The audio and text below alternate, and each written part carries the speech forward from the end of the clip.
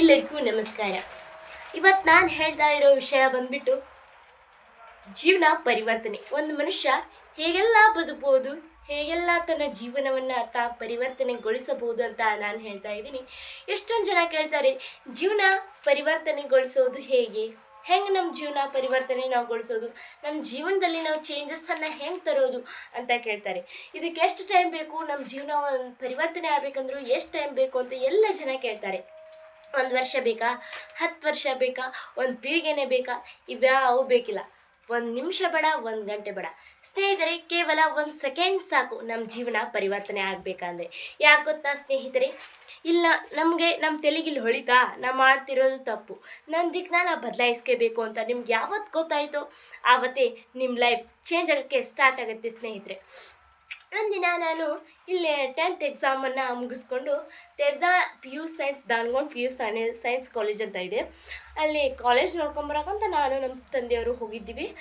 ನಾನು ಹೋಗುತ್ತಾ ಭಾಳ ಖುಷಿಯಾಗಿ ಹೋಗಿದ್ದೆ, ಬರುತ್ತಾ ಸ್ವಲ್ಪ ದುಃಖದಲ್ಲಿ ಬಂದೆ. ಯಾಕೋ ಏನೋ ನಂದು ಕಳೀತು, ಅಲ್ಲಿ ಕಾಲೇಜಲ್ಲಿ ನನಗೆ ಸರಿ ಅನ್ನಿಸ್ಲಿಲ್ಲ, ಹಾಗೇನೂ ಅಲ್ಲ, ಅಳು ಬಂದಿದ್ದು, ದುಃಖ ಅನಿಸಿದ್ದು. ಕೇವಲ ಅಲ್ಲಿ ವಿನಯ್ ಪಾಟೀಲ್ ಸರ್ ಅಂತ ಹೇಳಿ ಒಬ್ಬರು ಮುಖ್ಯ ಭಾಷಣಕಾರರು ಬಂದಿದ್ದರು. ಇವರು ಒಂದೇ ಒಂದು ಮಾತು ಹೇಳಿದರು. ಅವ್ರು ಏನು ಹೇಳಿರ್ಬೋದು ಗೊತ್ತಾ? ಅವ್ರು ಹೇಳಿದ ಮಾತು ಇಲ್ಲಿ ಅಂತರಾಳಕ್ಕೆ ಹೋಗಿ ನನ್ನ ದುಃಖಕ್ಕೆ ಕಾರಣವಾಯಿತು. ಸ್ನೇಹಿತರೆ, ಅವ್ರು ಹೇಳಿರೋ ಮಾತು ಏನಿರ್ಬೋದು ನಿಮ್ಮ ಮುಂದೆ ಹಚ್ಕೊಳ್ತೇನೆ ನೋಡಿ. ಸ್ನೇಹಿತರೆ, ನಿಮಗೆಲ್ಲ ಮಾಗಡಿ ಅಂತ ಅವ್ರಿಗೆ ಗೊತ್ತಿರ್ಬೋದು. ಆ ಮಾಗಡಿಯಲ್ಲಿ ಒಬ್ಬ ತಾಯಿ ಮತ್ತು ಮಗ ವಾಸವಾಗಿರ್ತಾರೆ. ಆ ತಾಯಿ ಮತ್ತು ಮಗನಿಗೆ ತಂದೆ ಇರಲ್ಲ, ಆ ಮಗನಿಗೆ ತಂದೆ ಇರಲ್ಲ, ಆ ತಾಯಿಗೆ ಗಂಡ ಇರಲ್ಲ. ಅವರಿಬ್ಬರು ವಾಸ ಮಾಡ್ತಿರ್ತಾರೆ. ಆ ತಾಯಿಗೆ ಅಂದೇ ಆಕೆ ಗಂಡ ತೀರ್ಕೊಂಡ್ಮೇಲೆ ಯಾಕೆ ತೀರ್ಮಾನಿಸ್ತಾಳೆ, ನನ್ನ ಮಗನ ಎಷ್ಟೇ ಕಷ್ಟ ಬರಲಿ, ಎಂಥ ಅದೇ ಪ್ರಾಬ್ಲಮ್ ಬರಲಿ, ಅವನ್ನ ಚೆನ್ನಾಗಿ ನಾವು ಓದಿಸ್ಬೇಕು, ಒಂದು ದೊಡ್ಡ ಇದರಲ್ಲಿ ಇರಬೇಕು, ನಾನು ಅದನ್ನು ನೋಡಬೇಕು, ಈ ಥರ ಎಲ್ಲ ಕನಸ್ಕೊಂಡಿರ್ತಾಳೆ.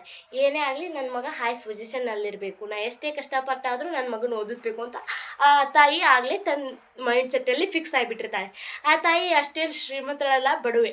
ಅವಳು 7-8 ಮನೆ ಕೆಲಸ ಮಾಡಿ ತನ್ನ ಮಗಳನ್ನ ಅಷ್ಟು ದೊಡ್ಡ ಆ ಇಡೀ ಮಾಗಡಿ ಅನ್ನೋ ಊರಲ್ಲೇ ಅತಿ ದೊಡ್ಡ ಶಾಲೆ ಹುಡುಕಾಡಿ ತನ್ನ ಮಗಳನ್ನ ಸೇರಿಸಿರ್ತಾಳೆ. ಮನೆಗೆ ಪಾತ್ರೆ ತೊಳೆದು ಬಟ್ಟೆ ಒಗೆದು ತನ್ನ ಮಗನನ್ನು ಶಾಲೆಗೆ ಕಳಿಸ್ತಿರ್ತಾಳೆ. ಮಗ ಓದ್ತಾ 4ನೇ ತರಗತಿಗೆ ಬಂದ. 4ನೇ ತರಗತಿಯಲ್ಲಿ ಮಗ ಫಸ್ಟ್ ಬರ್ತಾನೆ. ಫಸ್ಟ್ ಬಂದಾಗ ತಾಯಿಗೆ ಫುಲ್ಲು ಖುಷಿಯಾಗುತ್ತೆ. ಹೀಗೆ ಮಗ ಓದ್ತಾ ಬರ್ತಾನೆ. ಭಾಳ ಅಂದ್ರೆ ಭಾಳ ಶಾಣೆ ಇರ್ತಾನೆ ಮಗ. ಆದ್ರೆ ಎಷ್ಟು ಶಾಣೆ ಇರ್ತಾನೆ ಅಂದ್ರೆ ಇಡೀ 10th ಬರ್ತಾನೆ. 10th ಸ್ಕೂಲ್ಗೆ ಟಾಪರ್. ಸ್ಕೂಲ್ಗಷ್ಟೇ ಅಲ್ಲ, ತಾಲೂಕಷ್ಟೇ ಅಲ್ಲ, ಡಿಸ್ಟ್ರಿಕ್ಟ್ ಅಲ್ಲ, ಸ್ಟೇಟ್ಗೆ ಫಸ್ಟ್ ಬರ್ತಾನೆ. ಸ್ಟೇಟ್ಗೆ ಫಸ್ಟ್ ಬರಂದ್ರೆ ಸ್ಕೂಲ್ನಲ್ಲಿ ಆ ಹುಡುಗನಿಗೆ ಸನ್ಮಾನ ಫಂಕ್ಷನನ್ನು ಏರ್ಪಡಿಸ್ಕೊಳ್ತಾರೆ. ಸನ್ಮಾನದಲ್ಲೇ ಮನೆಯವ್ರನ್ನ ಕರೆಸೋದು ಸಹಜ.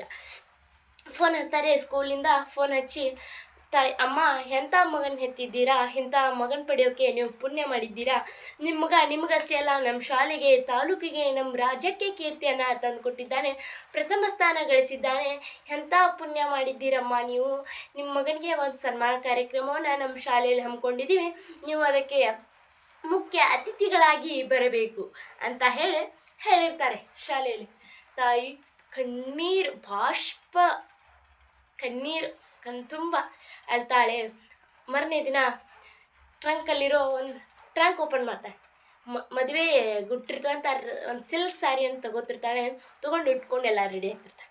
ಮಗ ಬರ್ತಾನೆ, ಯಾಕಮ್ಮ ಅಲ್ಲಿ ಬಂದು ನನ್ನ ಶಾಲೆಗೆ ಅಸಹ್ಯ ಮಾಡ್ಬೇಕಂತಿದ್ದೀಯಾ? ಯಾಕೆ ಗೊತ್ತಾ? ಆ ಮಗ ಯಾಕೆ ದುಶ್ಶಿರ್ತಾನೆ ಗೊತ್ತಾ? ಆ ತಾಯಿ ಕುರುಪಿ ಅಂದರೆ ಆಕೆಗೆ ಒಂದು ಕಣ್ಣಿರೋಲ್ಲ, ಅದಕ್ಕೆ ಮಗ ದ್ವೇಷಿಸ್ತಾ ಇರ್ತಾನೆ. ಅವಾಗ ಆಯ್ತಪ್ಪ, ನೀ ನನ್ನ ಶಾಲೆಗೆ ಬರ್ತಕ್ಕದು, ಬಂದು ನನ್ನ ಫ್ರೆಂಡ್ಸ್ ಮುಂದೆ ಎಲ್ಲ ನಾನು ಅವಮಾನ ಮಾಡ್ತೀಯ, ನನ್ನ ಶಾಲೆಗೆ ಬರಬೇಡ ಅಂತ ಮಗ ಹೇಳ್ತಾನೆ. ಮಗ ಅಂತಲೇ ಆತಪ್ಪ, ನಿನ್ನ ಖುಷಿನೇ ನನ್ನ ಖುಷಿ ಅಂತ ಹೇಳಿ ಆ ತಾಯಿ ಹೋಗಿ ಮಗನಿಗೆ ಸನ್ಮಾನ ಆಗುತ್ತೆ, ಎಲ್ಲ ಆಗುತ್ತೆ. ಮಗ ನಗುತ್ತಾ ಮನೆಗೆ ಬರ್ತಾನೆ. ತಾಯಿಯಲ್ಲೇ ನೋಡಿ ಖುಷಿ ಪಡ್ತಾಳೆ. ಹೀಗೆ ಮಗ ಓದ್ತಾ ಸೆಕೆಂಡ್ PUCಯಲ್ಲಿ ಫಸ್ಟ್ ಬಂದು ಮತ್ತಷ್ಟು ಹೆಮ್ಮೆ.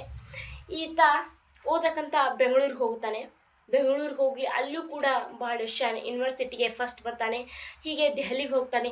ದೆಹಲಿಯಲ್ಲಿ ಅಲ್ಲಿಯೂ ಯಾವುದೋ ಇದನ್ನು ಮಾಡಿ ಕಾಸು ಅಲ್ಲಿ ಫಸ್ಟ್ ಬರ್ತಾನೆ. ಆಗ ತಾಯಿನಿಗೆ ಅಲ್ಲಿ ಫೋನ್ ಹಚ್ತಾರೆ, ಅಮ್ಮ ಇಡೀ ರಾಜ್ಯದ ಮುಂದೆ ದೇಶದ ಮುಂದೆ ನನ್ನ ಮಾನ ಮರ್ಯಾದೆ ಕಳಿಬೇಕಂತಿದ್ಯಾ, ನೀ ಬರ್ತಕ್ಕದ್ದು ಅಮ್ಮ ಅಂತ ಹೇಳ್ತಾನೆ. ತಾಯಿ ಆತಪ್ಪ ನಿನ್ನ ಖುಷಿನೇ ನನ್ನ ಖುಷಿ ಅಂತಾಳೆ.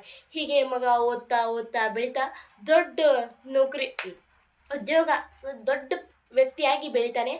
ಒಂದಿನ ಆತ ತಾಯಿಯಿಂದ ದೂರ ಅಗಲ್ತಾನೆ. ಈ ಥರ ಹೋದವನು ಹೊಳ್ಳಿ ಮನೆಗೆ ಬರುವುದಿಲ್ಲ. ಆಕೆ ತಾಯಿ ಕುರುಪಿ. ಆಕೆ ನವದೆಹಲಿಗೆ ಹೋಗಿ ತನ್ನ ಮಗನನ್ನು ಚಿಕ್ಕ ಕಾಪಿ ಸಣ್ಣತ್ತಿದ್ದ ಒಂದು ಫೋಟೋವನ್ನು ಹಿಡ್ಕೊಂಡು, ಈತ ನನ್ನ ಮಗ ಅಪ್ಪ ಇವನ ನೋಡಿದ್ದೀರಾ, ಈತ ನನ್ನ ಮಗ ಅಪ್ಪ ಇವನ ನೋಡಿದ್ದೀರಾ ಅಂತ ಮನೆ ಮನೆ ಅಲಿತಾಳೆ ಆ ತಾಯಿ.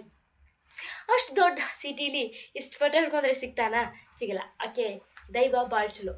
ಒಂದಿನ ದೊಡ್ಡ ಫಂಕ್ಷನ್ ನಡೀತಾ ಇರುತ್ತೆ. ಫುಲ್ ಎಲ್ಲ ಈ ಥರ ನಿಮ್ಗೆ ಗೊತ್ತೇ ಇರುತ್ತೆ, ಸಿಟಿ ಅಂದಮೇಲೆ ಅಲ್ಲಿ ಹೋಗ್ತಾಳೆ. ಆ ಕಾಫಿ ತೋರಿಸ್ತಾರೆ. ಅಮ್ಮ ಈತ ನನ್ನ ಮಗ ಈತನ ನೋಡಿದ್ದೀರಾ ಅಂತ ಕೇಳ್ತಾರೆ. ಅಲ್ಲಿರೋ ವಾಚ್ಮನ್ ಹೋಗಿ ಆತ ನೌಕರಿಸ್ತನಿಗೆ ಹೇಳ್ತಾರೆ, ಸರ್ ನಿಮ್ಮ ತಾಯಿಯವ್ರು ನಿಮ್ಮನ್ನ ನೋಡೋಕೆ ಬನ್ನಿ. ನನಗೆ ಈಕೆ ನನ್ನ ತಾಯಿ ಎಲ್ಲ ಆಕೆಯನ್ನು ತಳ್ಳಿ ಅಂತ ಹೇಳ್ತಾನೆ. ಆಕೆ ತಳ್ಳಿ ಅಂತ ಹೇಳಂತಲೇ ಮತ್ತೆ ಊರಿಗೆ ಬರ್ತಿರ್ತಾಳೆ. ಆದರೆ ಆಕೆ ಕೈಯಲ್ಲಿ ಒಂದು ಪೇಪರ್ ಇರುತ್ತೆ. ಈ ಥರ ರೋಲ್ ಆಗಿ ಈ ಥರ ಒಂದು ಪೇಪರನ್ನು ಆಕೆ ಹಿಡ್ಕೊಂಡು ಬಂದಿರ್ತಾಳೆ.